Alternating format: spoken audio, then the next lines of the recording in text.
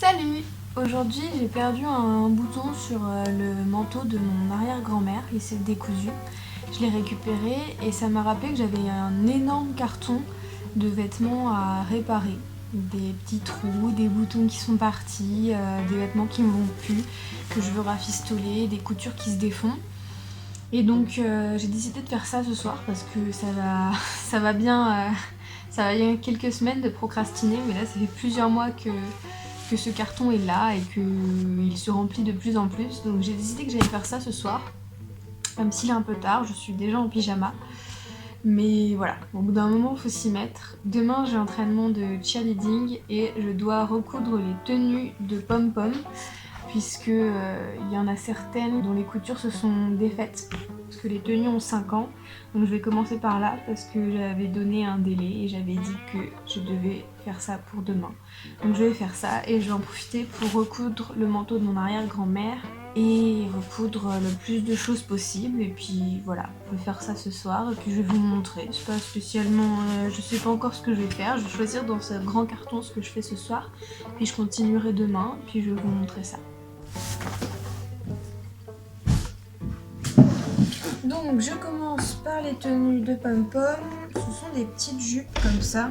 Et en fait le truc c'est que vu qu'on a un nombre de tenues limité, on met pas forcément des tenues qui sont à notre taille. Et parfois on est obligé de mettre des tenues qui sont trop petites pour nous. Et nos gros boules tirent sur les coutures et on fait des trous au niveau du cul. Donc il faut recoudre les trous qui sont là sur les fesses. Donc je retourne. Je mets juste une petite épingle et ça va prendre 2 secondes, hein. Faut juste coudre au bon endroit. Et mettre la bonne couleur de fil, sinon ça va être ridicule.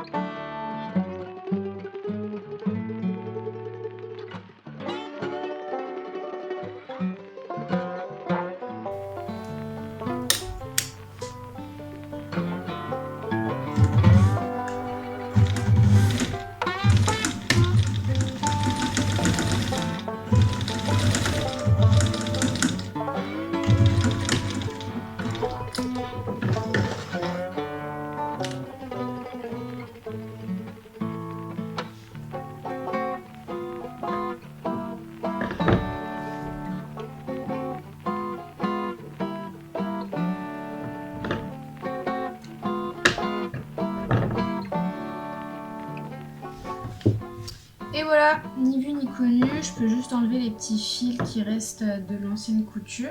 Et pour ceux qui se demanderaient, le pom-pom, c'est la danse que font généralement les équipes qui supportent les matchs de sport collectif. Mais maintenant, c'est devenu une discipline à part entière. Donc c'est de la danse avec des acrobaties, peut y avoir des portées.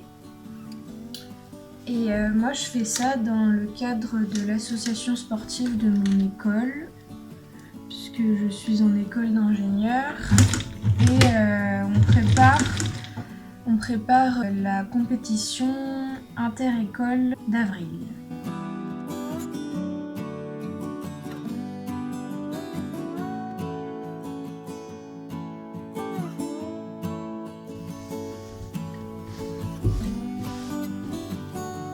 Et voilà, c'est fini.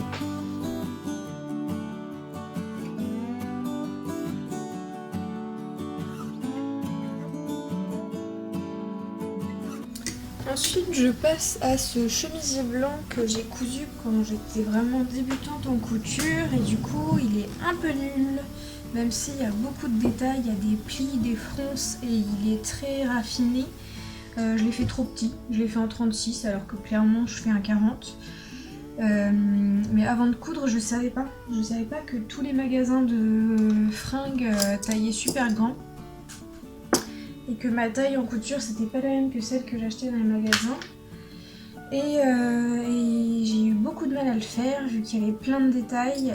Notamment j'ai eu beaucoup de mal à faire le bas de la patte de boutonnage, c'est dégueulasse. Il y a des finitions au col qui sont moches. Du coup, pour pas que ça se voit, je porte toujours le col bien fermé, les manches pareil bien fermées. Et vu que c'est trop petit, ça serre au niveau de la poitrine, ça serre au niveau des épaules, ça serre au niveau des hanches. Donc pour les hanches, je le porte rentré dans un pantalon pour pas que ça se voit que ça me serre au niveau des hanches. Et pour la poitrine et les épaules, je porte ce chemisier sous un pull, comme ça on voit en fait que les détails du col et des manches qui me plaisent beaucoup et qui apportent toute l'originalité du chemisier. Ou alors je le porte sous un petit veston, un petit gilet que j'ai trouvé dans une brocante qui a dû être fait main. Ça a l'air d'être un vieux truc fait main, il n'y a pas d'étiquette. Le problème c'est qu'avec ce veston on voit quand même un petit peu trop ma poitrine, vu que c'est trop petit pour moi au niveau de la poitrine, ça me serre et ça a tendance à s'écarter entre les boutons. Du coup je vais essayer de coudre un point à la main entre les boutons et je vais voir si c'est moche ou pas. Je vais essayer de coudre un petit point à la main ici et voir si ma tête passe une fois que le petit point à la main est fait.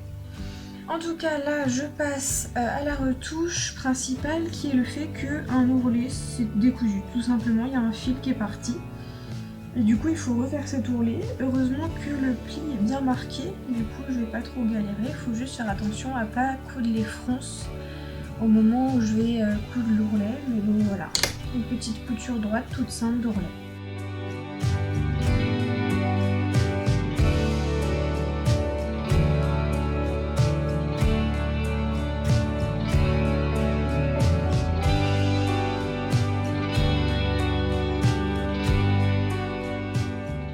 Et le tissu c'est de la récup, vu que j'ai coupé le chemisier dans un vieux rideau qui appartenait à une grand-mère et j'ai acheté ce rideau à une grand-mère dans une brocante. Donc vraiment on peut pas faire plus que ça en termes de récup quoi. Je récupère les vieux trucs des autres. Voilà, j'ai recousu l'ourlet du col. Je vais passer à la couture à la main, mais toutes les coutures à la main, je les ferai après. Je les ferai en regardant une série ou une vidéo. Donc je mets ça de côté pour les coutures à la main. Ensuite, je vous présente une de mes petites culottes. Parce que l'élastique, c'est décousu du tissu au niveau de la taille. Donc il suffit de faire un petit point zigzag pour pas perdre l'élasticité du tissu. Et bien épinglé pour que ça se voit pas trop. Même si je vais faire un point zigzag là où il y avait une couture droite faite à l'aiguille double. J'ai pas encore testé l'aiguille double, du coup pour être sûre de pas le rater, je vais faire avec ce que je connais. Et je vais essayer de faire quelque chose de propre. Et ce soir je pense que je vais passer mon temps à changer de fil à peu près toutes les 5 secondes.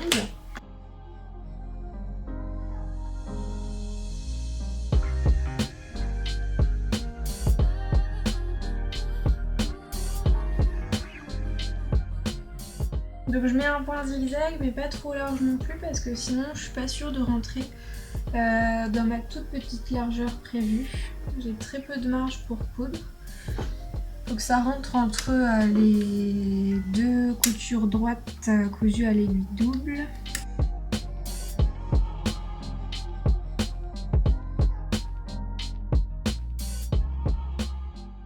C'est pas le truc le plus joli du monde mais bon. Ça devrait pas se voir. Ce soir, je vais finir la soirée avec ce pantalon. C'est un pantalon que j'ai cousu moi-même. Il est super épais. Il est dans un genre de tapis. Et il est très chouette. Je l'avais brodé avec des mains. Je sais pas si vous allez voir.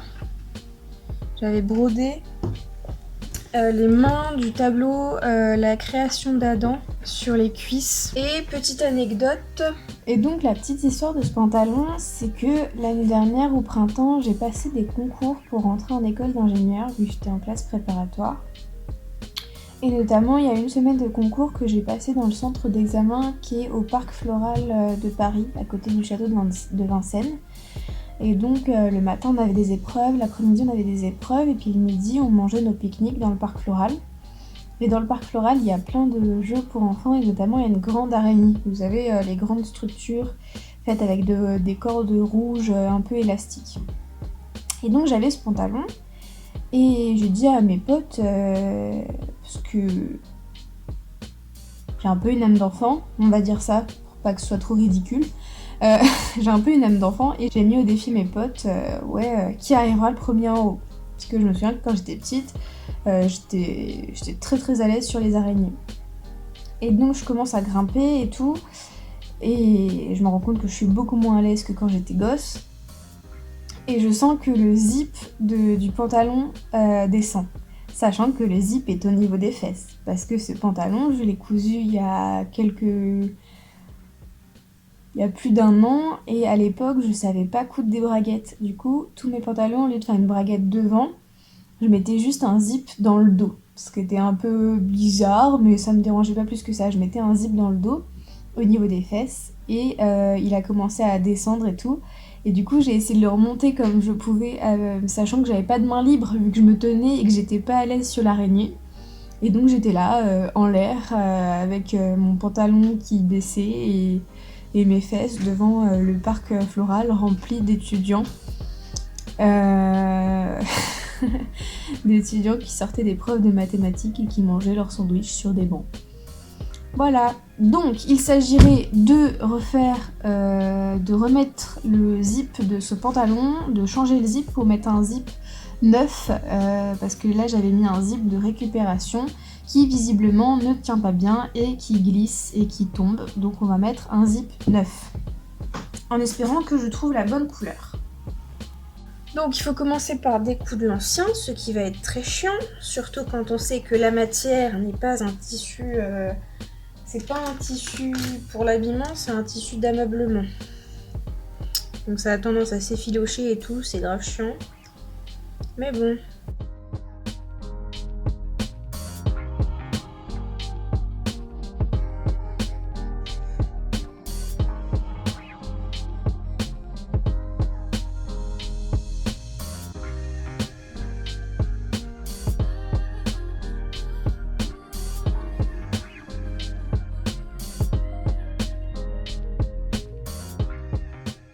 Et ce qui est chiant aussi, c'est ce que j'ai utilisé pour doubler ma ceinture.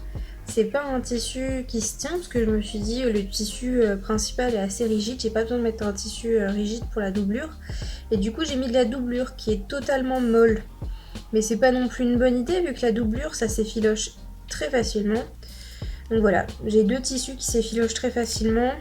Un bonheur à découdre. Je sens que je vais devoir faire gaffe à pas perdre trop de tissu si je veux pouvoir rentrer dans le pantalon après cette opération. Et bien sûr, il faut aussi découdre tous les surjets.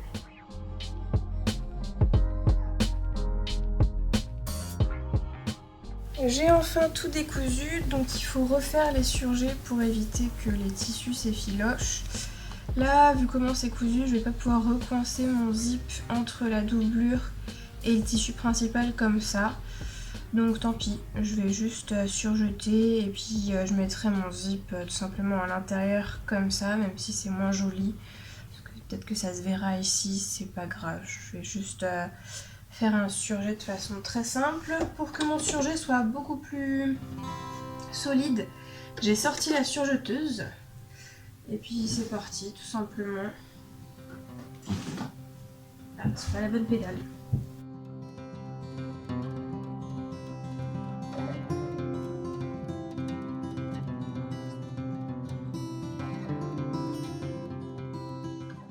Malheureusement, il y a toute la partie du bas qui n'est pas surjetée, donc je vais voir comment je me débrouille pour faire ça. En fonction de la longueur de mon zip, tout à l'heure, je verrai une fois que j'aurai tout cousu.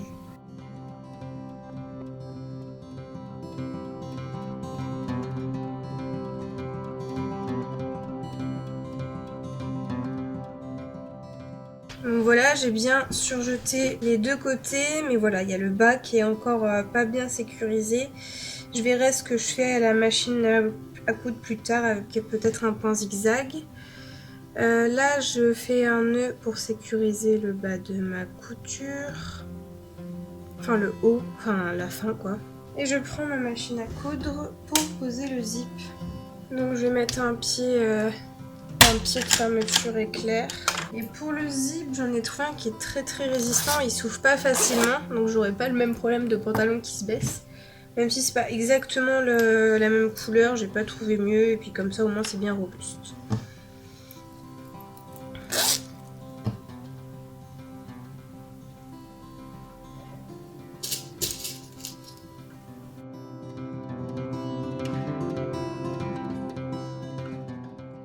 Puis dis donc, le tissu et le zip sont tellement épais que j'ai du mal à passer les épingles.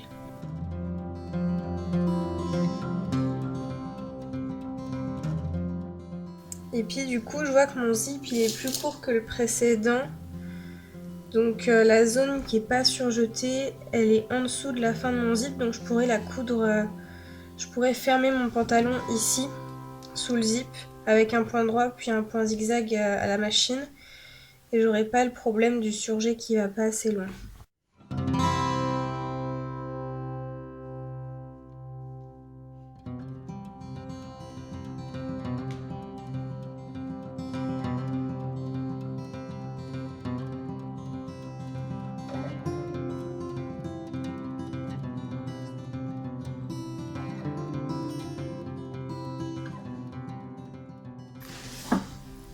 Je retourne mon pantalon pour pouvoir faire l'autre côté.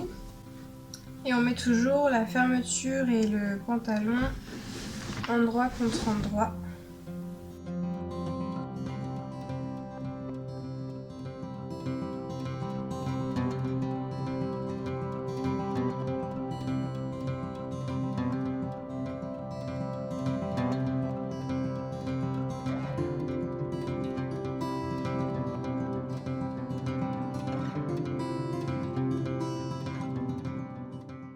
Et le zip, il vient de Emmaüs. Je l'ai acheté 3 fois rien vu que j'ai acheté un lot de 256 zips pour 20 €. Je vous laisse faire le calcul de à combien revient l'unité, mais ça fait pas grand chose, sachant que normalement dans un magasin, dans une mercerie, je l'aurais acheté 3 € ou quelque chose comme ça.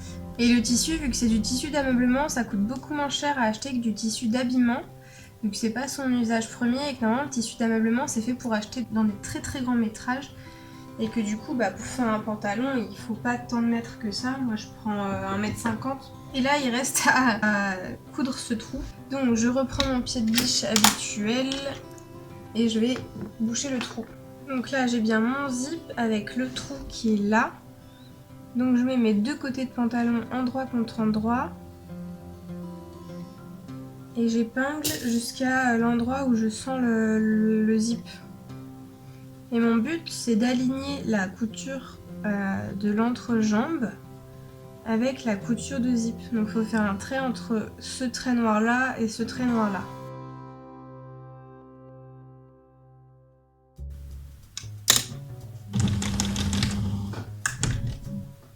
Et j'ai plus de fil, yes!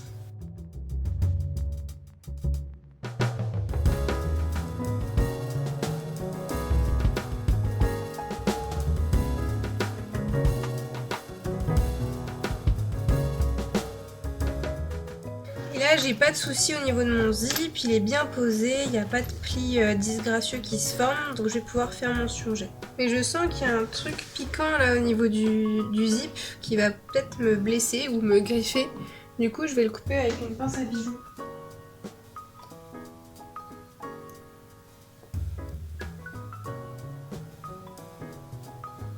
Il y avait un bout de métal en bas du zip. Et là il faut surjeter de là à là. Pour pas que ça s'effiloche.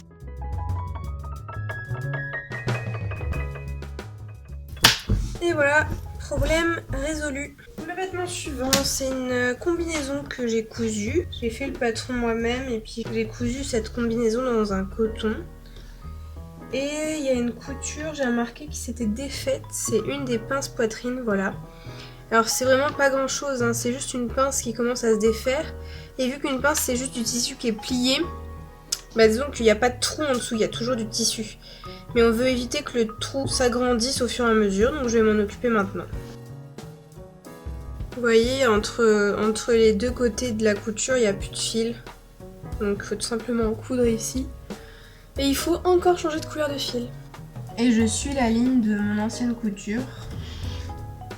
Sans oublier les points d'arrêt au début et à la fin pour bien bloquer les fils.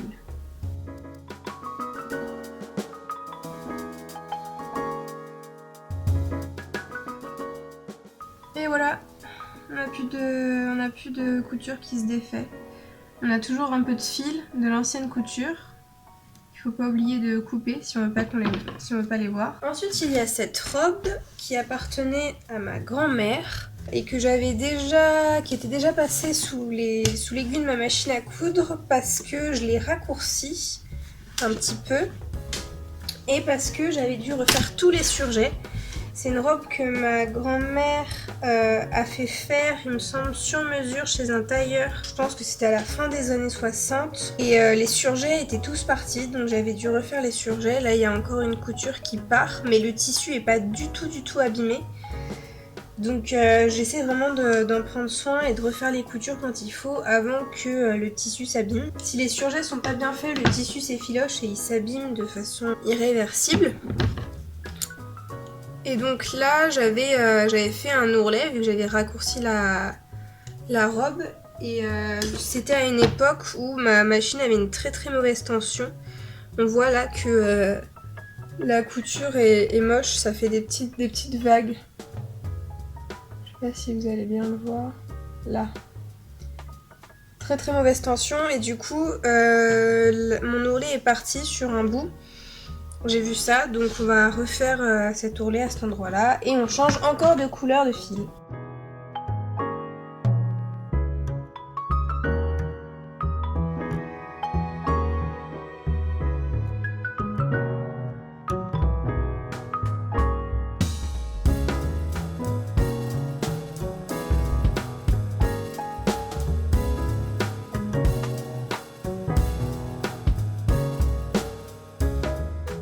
Voilà, ça prend vraiment 2 secondes, mais ça évite que les vêtements s'abîment trop vite et de devoir jeter des choses qui sont vraiment magnifiques et contenues entre 50 et 60 ans jusque-là. Ensuite, j'ai 2 pantalons comme ceci qui sont élastiqués à la taille et qui ne sont pas assez serrés au niveau de la taille. Mes potes me demandent régulièrement de faire des retouches sur leurs vêtements et là j'ai une pote qui m'a dit Emma, mon pantalon il est pas assez serré au niveau de la taille, il tombe sur mes hanches alors que je voulais un pantalon taille haute. Et du coup elle m'a dit il n'y a pas moyen de resserrer l'élastique pour que ça me serre plus au niveau de la taille. Et donc moi je pensais faire un trou, tirer l'élastique, coudre l'élastique plus serré et refermer le trou pour laisser le pantalon tel quel.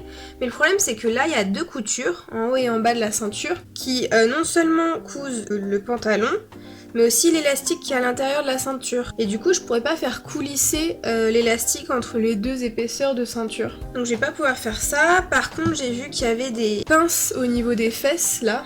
Il y a 2 poches et au-dessus de chaque poche il y a des pinces qui sont assez discrètes. Je vais juste faire des pinces plus grandes. Donc là je vais venir plier le pantalon comme ceci et faire une très grande pince et la pince je vais la continuer au niveau de la ceinture. Du coup ça va faire une épaisseur au niveau de la ceinture, c'est pour ça que c'est pas la technique idéale parce que là il y aura une surépaisseur. C'est le moyen le plus rapide et facile que j'ai trouvé et je pense que ça va pas se voir. Du coup qu'est-ce qu'on fait? On change encore de couleur de fil.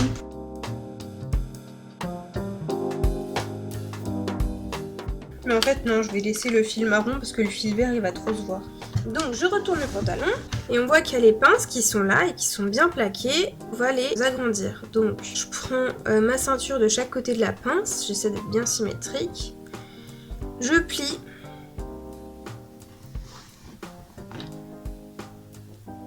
Et je fais un triangle jusqu'à la poche parce qu'on ne peut pas aller plus loin que la poche. On ne va pas abîmer la poche.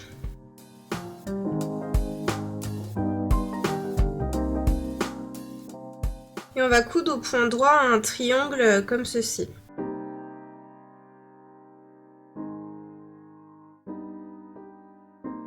Et je fais pas de point d'arrêt à la fin de ma pince, mais je vais jusque dans le vide et je fais un nœud avec mes 2 fils parce que comme ça, ça permet d'avoir une fin de pince qui est beaucoup plus propre.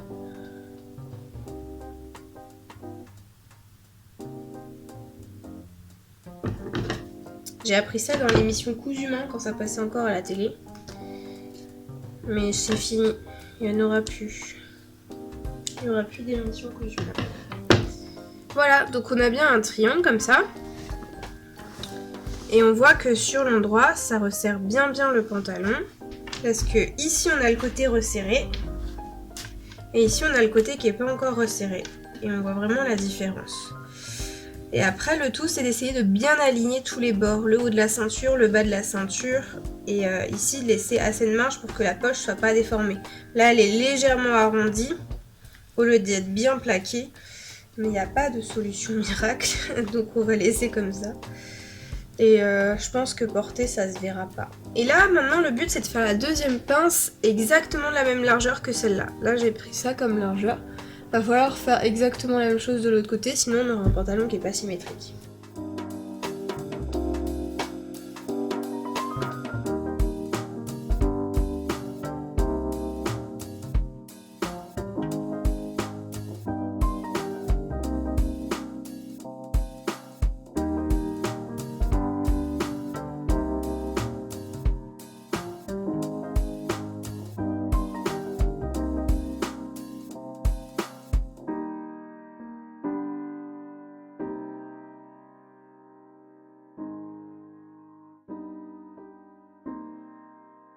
Voilà. Et je vais faire exactement la même chose pour le deuxième pantalon.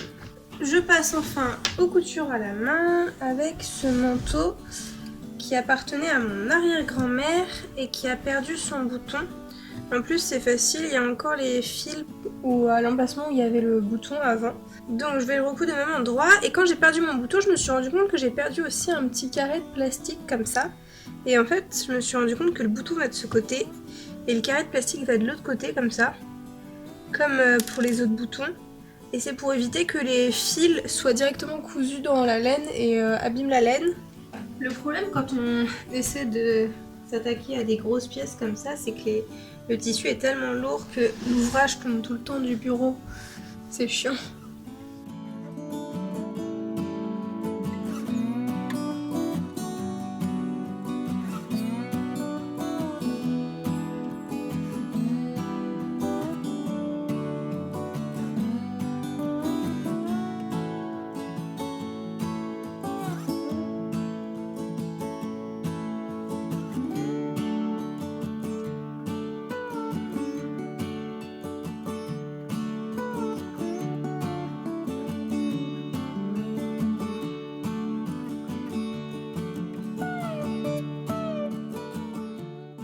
Ensuite, quand je vous disais que mes potes me passent des vêtements à retoucher, j'ai un pote qui a craqué son blouson sous le bras. Là, vous voyez, il y a sous le blouson. Ah tiens, il avait laissé une pièce de 2 centimes dans son manteau. Eh ben écoute, Johan, je te rendrai ta pièce que si tu regardes la vidéo et que tu sais qu'il faut me la réclamer. En attendant, je la garde. Ah, il y en a une deuxième. Ah bah ça fait 3 centimes. Waouh, début de la richesse. Donc, une petite doudoune. Et là, on a une manche et sous le bras, c'est craqué. Donc vu que la doudoune est doublée, bah, on peut pas passer par l'intérieur. Donc on va devoir coudre à partir de l'extérieur. Donc là encore, couture à la main. Je ressors mon aiguille. On change encore de fil. Ça n'arrête pas. Donc tout à l'heure pour le bouton et maintenant je fais pareil, je mets mon fil en double. C'est-à-dire qu'au lieu de coudre avec un seul brin de fil, je couvais avec 2 brins de fil. Donc je fais passer mon fil dans mon aiguille et je fais le nœud avec les 2 brins de fil au lieu d'un seul.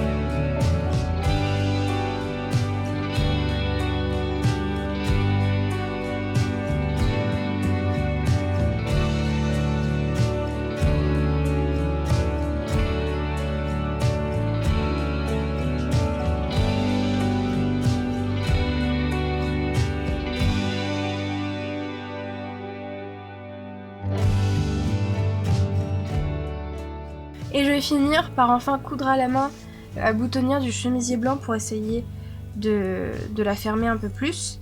Mais vraiment je sais pas du tout jusqu'où coudre pour pas fermer trop le chemisier. Parce que si après je peux plus passer ma tête, bah je vais devoir découdre. Donc je vais devoir essayer encore et encore jusqu'à avoir le bon résultat.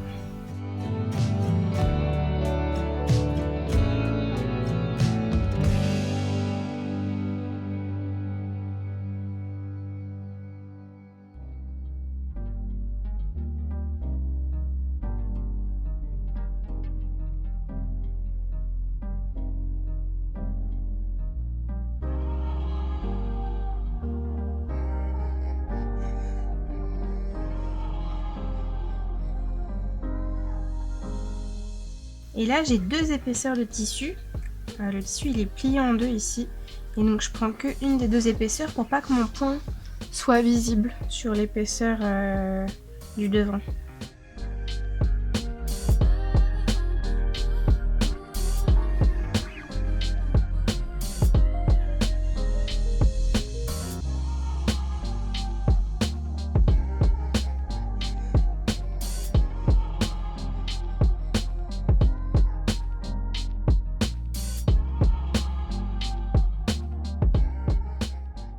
Et là, je me rends compte que j'ai fait une grosse boulette. C'est que vu que mon chemisier, je l'ai posé sur la table, et ben j'ai tout cousu avec le dos. Donc je dois tout recommencer. Ça, c'est le tissu du dos. Et j'ai cousu le devant avec le dos. Donc je vais pas pouvoir rentrer dedans. Faut que je coupe tout et que je recommence.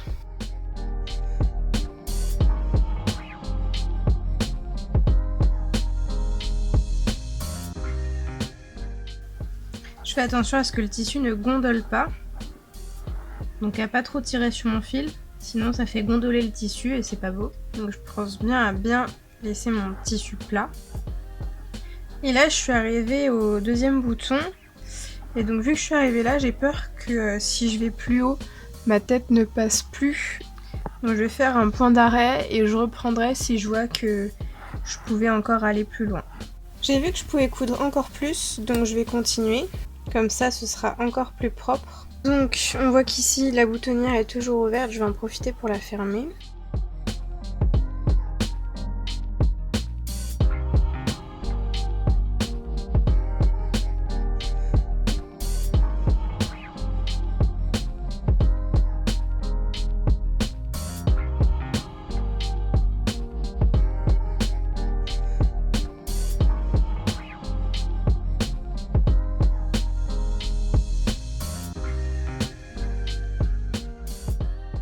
C'est le moment du dernier essayage et là je suis très contente, on voit que les boutonnières ne s'ouvrent plus du tout. Tout est très bien cousu. Il n'y a que le bouton du haut qui n'est pas cousu mais c'est pas grave parce qu'il s'ouvre pas. Et donc j'ai résolu le problème, même si je suis toujours un peu serrée dans cette chemise. Je pourrais la porter avec mon petit veston et je suis ravie. Sur ce, je vous dis à bientôt pour une nouvelle vidéo. Salut!